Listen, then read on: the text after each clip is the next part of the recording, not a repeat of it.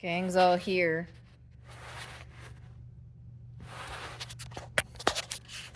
Okay, real quick recap of Raceweek. We didn't take a lot of videos this year. That's our bad situation. We do have a couple little clips, and we'll throw them in as we talk about what happened. Sure.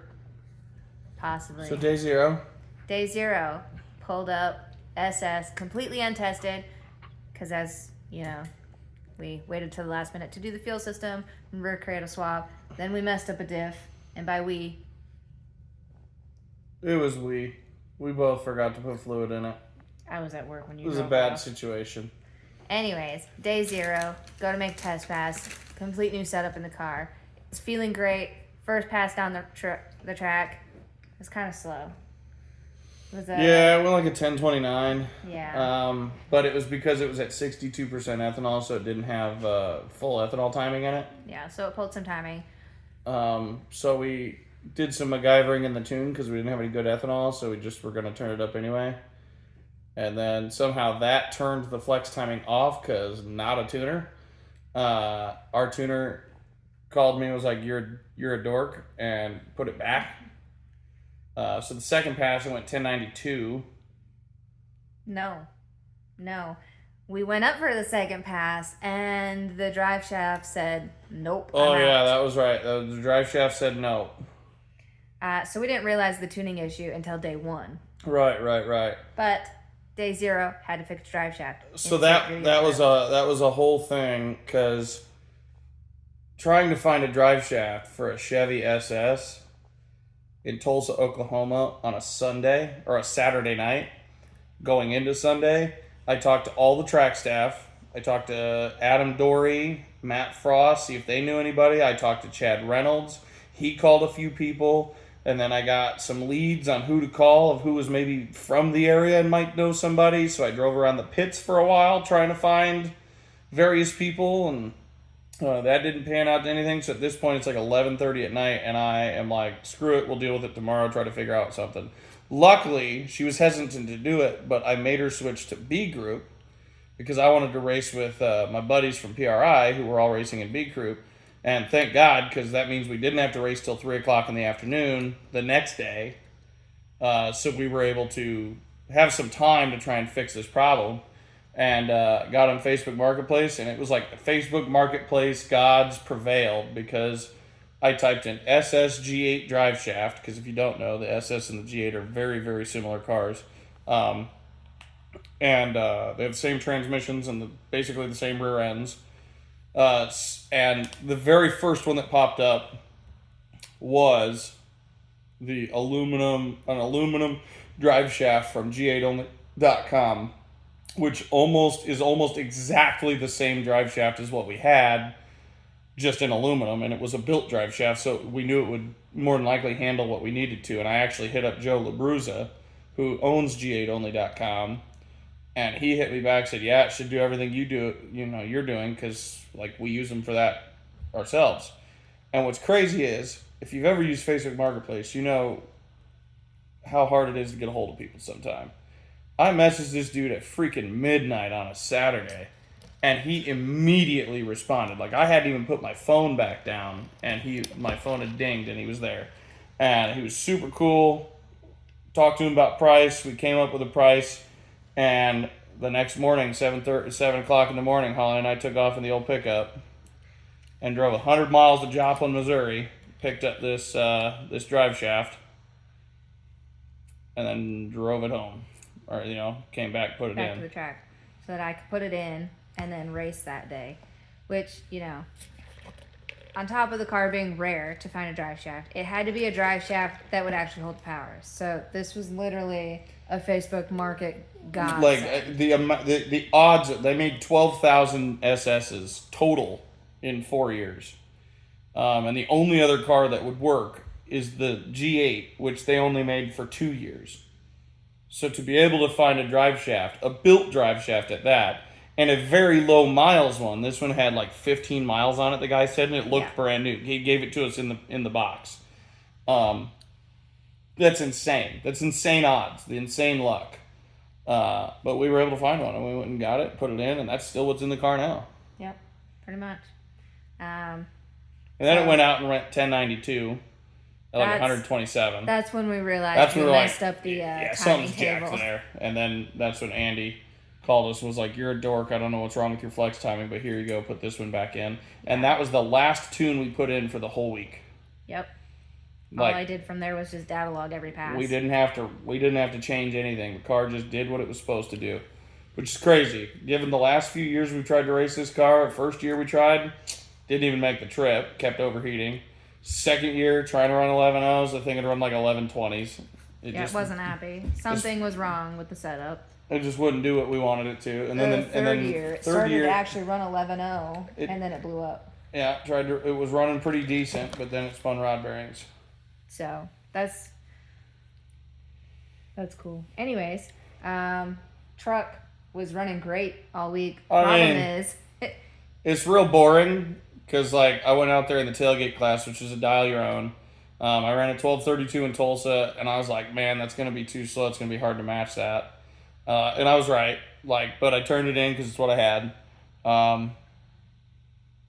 And then basically a dial in is like I turned in at 12:32.8, which means I could run 12:32.8 or slower. I couldn't go faster than that. That's considered a breakout. So it ended up being kind of difficult to get it, and I ended up giving up halfway through the week, just seeing how fast he could go. So that was day 0, day 1. Day 2, we had. What did it do on day 2? Day 2 was probably the only day that we really didn't have many issues. Like, I jacked the car up once we got to Flying H and checked all the bolts to make sure they were still tight, just because I know myself. And everything was fine. But Flying H is where we officially made the first 9-second pass in the SS. In the very same lane that she broke her drive shaft trying to run a 9 in October. Yep. The very lane. So it was like almost getting a monkey off her back that way. Yeah. Turned around, went back up for my second pass, ran a 10:03. No, it was a 10:09. It was a 10:09. It was a 10:09. 10:09.8. And then I said, it's good. We don't need to bid on the car anymore. Which she was wrong, because she could have got first place had she hammered it a little harder. But that's a whole different conversation. We ended up turning in a 10:13. No, 10:17 the first day, so that kind of screwed us. It kind of got us, but we could have, if we'd have got way better passes throughout the week. We just didn't know we were even in the running because every time we've run the 11.0 or any of the bracket classes, like the top 10 is 11.0s. At this point, a 10:09 I was happy with, and I had no idea I was even close to being in the running for placing. Yeah. But we went to leave Flying H, and it was a whole drive day the next day, and I was excited to just have a chill drive day. Boy, were we wrong. They picked the one day where there was an absolute monsoon coming through Kansas and Oklahoma. It was bad. Like, we even got caught up in some hail. There was some hail. There was the most torrential rain. It was bad enough that, like, I rain-xed my windshield on my 15 Sierra, and my windshield wipers were still struggling to keep up. Yeah. So I can't imagine some of these guys that were in their 7-second street cars that are just rain-xed, or the guys on their motorcycles that made the whole trip. Yeah, there were so many cars that dropped out. So many cars that wrecked. Like, I bet there was we probably saw at least 5 cars that wrecked, let alone all the ones we didn't see. Yeah. It was crazy. And then we pulled into Mel Hambledon, and that's when you had issues. Yeah. Apparently the weld wheel on my front driver's side decided it didn't like the Ford dealership. As soon as we pulled in, the inner weld ring cracked, and it just leaked out all the air. The face of the wheel welds to the barrel.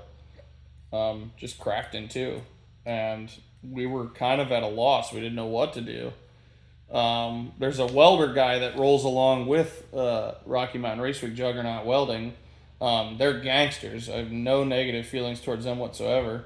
But he was already down the road, and I wasn't going to ask him to turn around. We were trying to figure out how to get to him so that he could weld the wheel together. Yeah, so I switched my radials onto the back of the car, and I was just going to push through, but the weight of the trailer, the alignment in the back, and how big my rear tires are, it ended up beating up my fender and eating up my tires. Yeah, and that was we'd only drove it 6 miles to the Texas Roadhouse and back.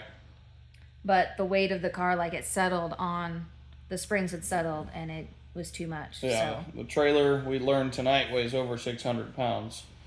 So, it was just one of those things that you live and you learn now. The only options we had were, I thought about taking all the tools and the radials and everything out of the trailer and putting them in the truck, at least for the trip to Texas. But we didn't want to do that because, people could consider me being her support vehicle at that point when she needed to figure out how to fix it herself without taking anything out of a rig.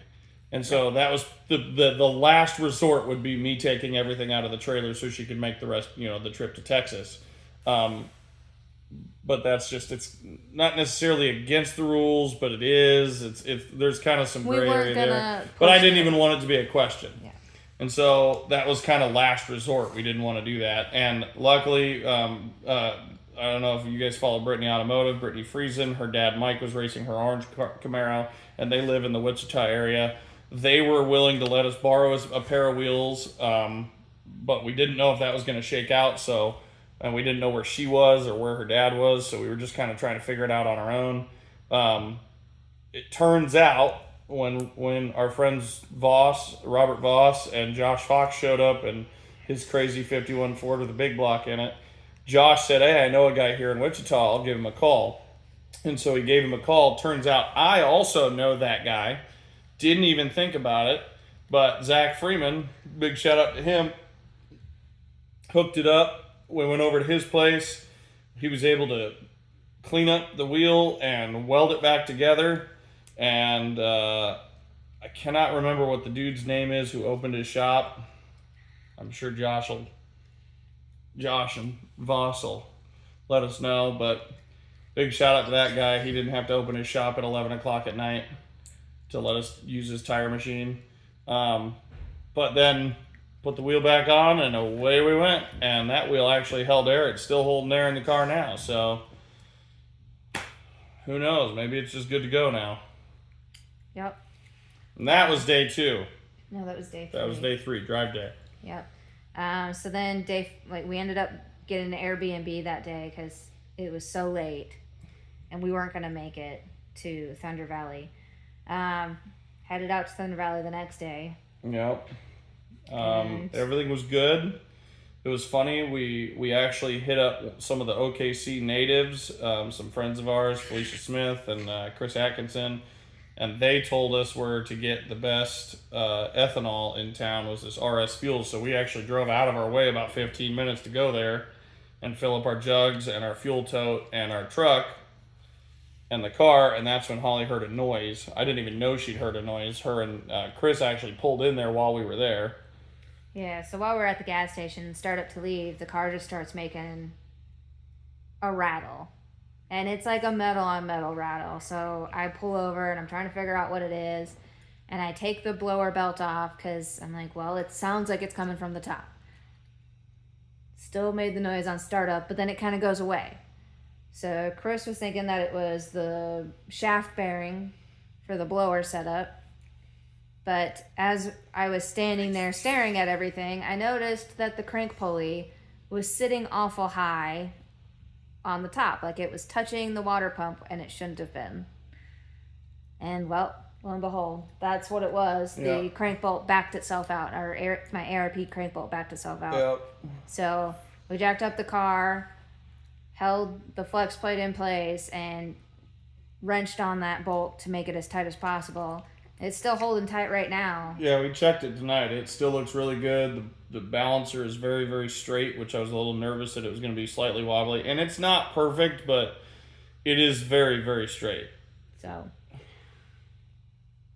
I mean, that was a ordeal. I thought that was going to be way worse than what it was. Thankfully, It was just a loose bolt, but got that tightened up. Showed up to Thunder Valley pretty late and went out, ran a 9999, which, like, yay, second 9, but also dang it, because I'm trying to be in the 10-0 class.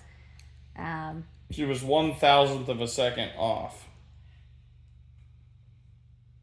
Crappy luck, really. I go up for the second pass, and I felt like it was too fast. The person I was racing against in the lane next to me was nowhere to be seen. So at the end of the track, I let out, ended up turning in a 10:03, and looking at the time slips, I probably would have been okay if I just held it out. But a 10:03 was okay in my book. I ended up turning that in, and that's when I realized that I was actually in the top 4. Right. And I was like, oh, crap. I mean, there was a Tesla, a Camaro, and I don't remember the other car. It was a Mustang. A Mustang. An S550 Mustang. And quite honestly, had the S5 Mustang not broken... No, there was another car besides that, though.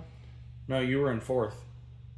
Yeah. You were in 4th. It was an S550 Mustang, the 88 Camaro, and then oh, no. No, I was in 5th. You were in 5th, so there was that Nova. But then they announced that the Mustang... Big Block Bob. Yeah. Big Block Bob was in there with his mint green Chevy Nova, the 88 Camaro, the Tesla, and the S550 Mustang. And they announced that the Mustang transmission went out. So that put me into 4th.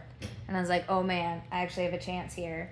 And turns out the Tesla had made some mistakes. He was running too fast and then too slow. So that bumped him out. Yeah, the Tesla, we really were fortunate. I mean, I feel bad for him for not doing it, but he ended up turning in a 1026 or something that knocked him basically out of the running, unless somebody in 1st, 2nd, or 3rd really screwed up, and that was crazy. It was that was wild because those EVs are usually pretty easy to put on the number, so he just screwed up is all. So then that takes. And if you guys don't know, in Rocky Mountain Racing, you get 3 opportunities to make a pass in a day, and then you get 1 fast pass to use whenever you want throughout the week, where you can go up and just make a pass. So you have maximum 4 opportunities in a day to make a pass. Most of the time, you only get 3. And if you show up late to the track, like we did quite a few times, you're lucky to get 2. We only showed up late once. Don't be dramatic. Twice. We showed up late twice. Once. Twice. Once. Twice. What are you talking about? The only reason that it wasn't technically late in Thunder Valley is I'm just saying that's not late. They started late with A. That's not late. And it went past. Anyways, we're not going to argue about this, even though I'm right. You're wrong. The next day, we had to go to Ennis. And, well, of course, it wouldn't be race week if the SS didn't have another issue along the route. Yeah, we learned after doing a big burnout a couple of times in the truck that the rear brakes were no longer with us. So I needed to stop at an O'Reilly's along the route at some point and pick up some rear brakes so that I could put rear brakes on the truck. Because, it wouldn't be race week if I didn't have to work on it. Yeah, his one time. So I actually had to put rear brakes on my truck in the Ennis parking lot, which was funny because last year at Ennis I was pulling the motor out. So, That's a whole nother thing we don't talk about. Anyways, as we were getting ready to pull into this O'Reilly's, it was actually funny to watch. It felt like I just hit the biggest pothole in the world. And I was like, dude, there's nothing around. I don't know what that was. We pull in, and my trailer axle is crooked, and my fender is gone. The fender on the trailer was gone. It was funny watching it from my perspective because I was following her because her co-pilot Tammy was navigating. It was like as she pulled into the parking lot, she cut across and just hit this crack in the road, and it didn't even look like that big of a hole, but it broke one of the U-bolts or both of the U-bolts that were holding the axle to the leaf spring, so the axle just came up, and it came up so hard, so fast that it just completely yeeted the fender right off of it. So I pulled my scooter out and ran down the road the quarter of a mile or whatever, and picked the stupid fender up off the road before somebody ran it over.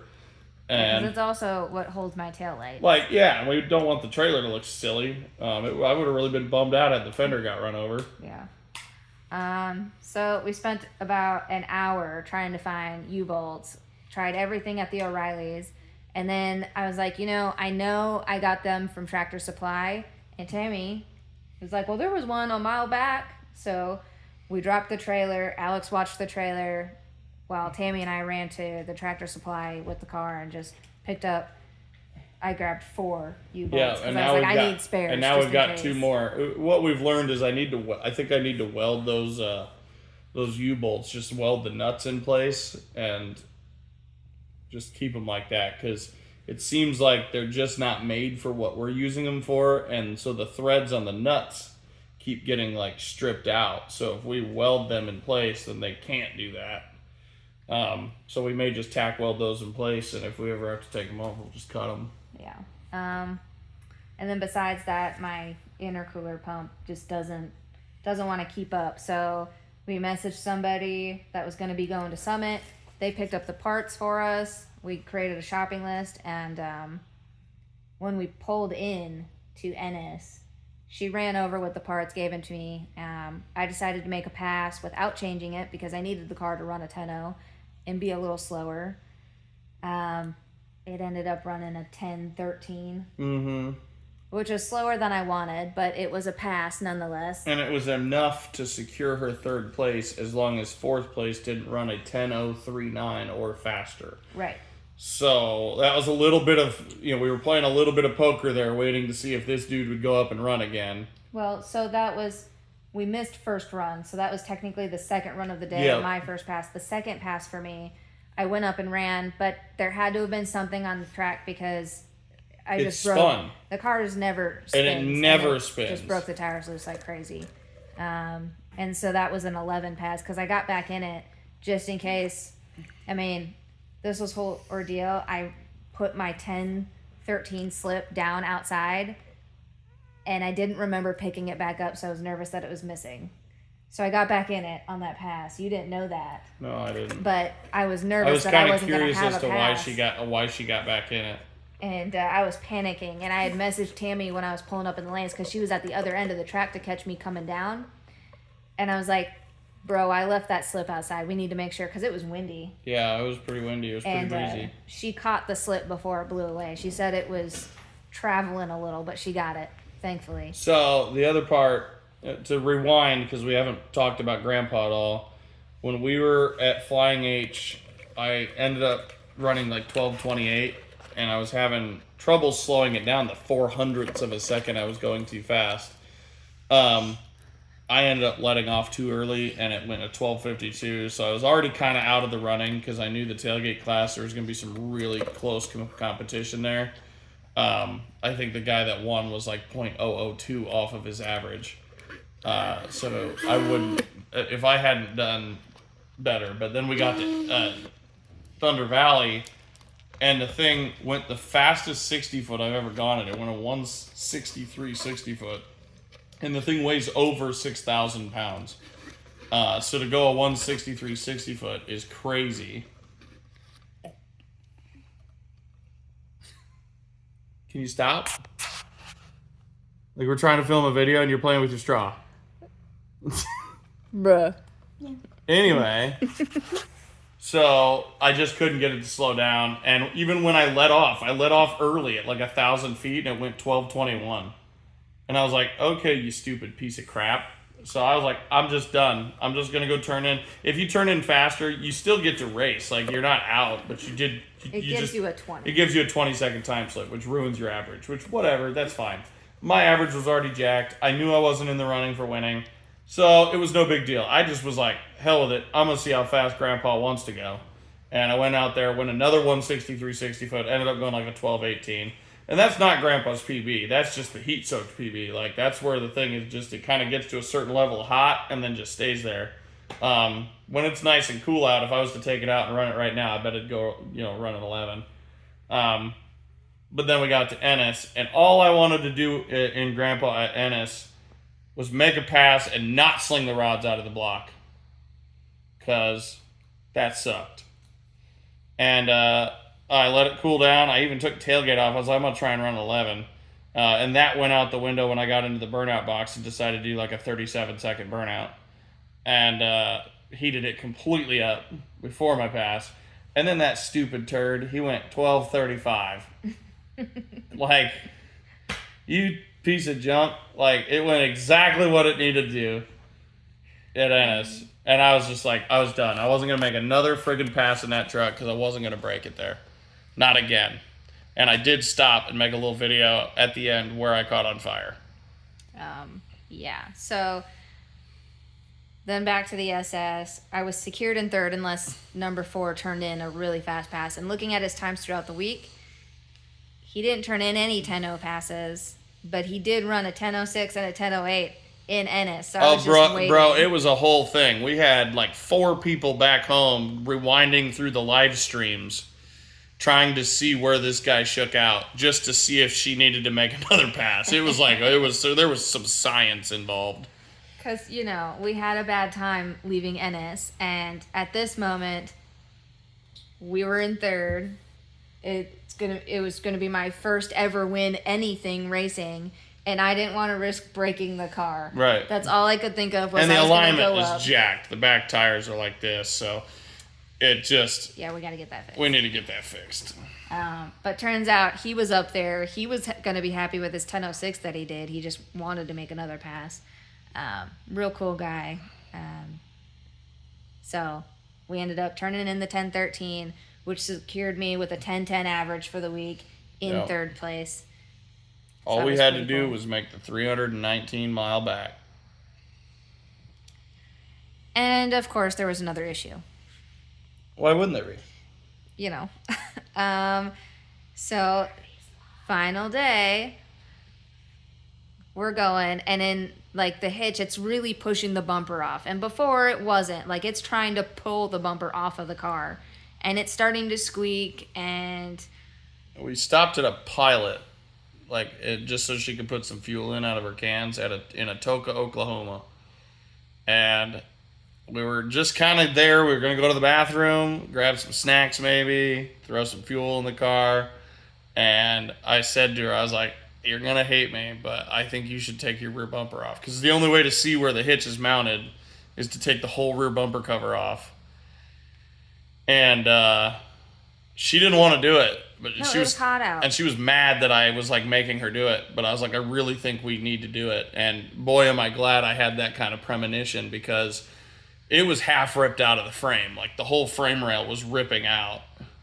And the other half of this is we just happened to be 3 miles up the road from a welding shop who'd been watching race cars drive by all day.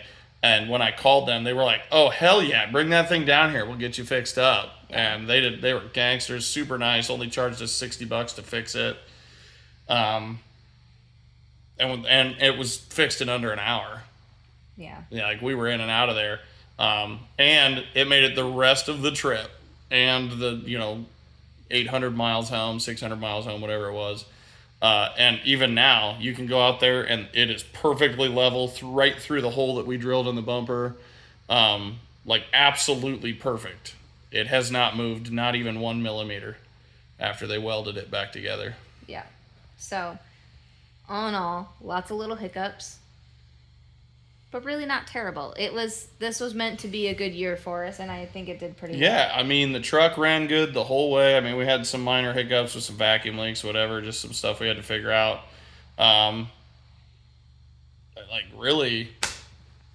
Mechanically, the cars did exactly what they were supposed to do.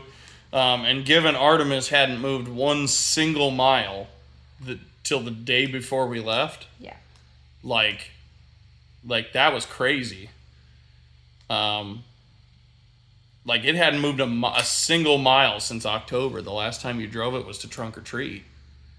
Yep, pretty much. I mean, I've pulled it in and out of the shop a couple times in the winter. Yeah. But other than that, it'd been sitting for a while. And that was with all new rear cradle stuff, new suspension, everything was new in the back that we didn't know what was going to happen. So yeah, I mean, all in all, we did 3,100 miles. And everything was perfect. Yeah. So there's a lot of little videos that we took. I took a video at the end of the track with Grandpa, just kind of spelling out that the last time it was down in that spot, it was on fire, and I was kind of hoping to let it burn to the ground. Unfortunately, the fire people did not want that to happen, so they put it out. But Yeah, I think that's kind of race week synopsis. Then we went to hot summer nights. Yeah, and then drove home. So about 3,100 miles on a car that hadn't moved a mile beforehand. And I mean, the truck was pretty solid before that. So, So pretty good week. yeah, pretty good week. We had a good week, and now I've got the circuit in 3 weeks, and then we've got sick Michigan miles in 2 months. Yep. And we may try to turn the SS up and see what it'll actually do beforehand. Just because. But yeah, until next time.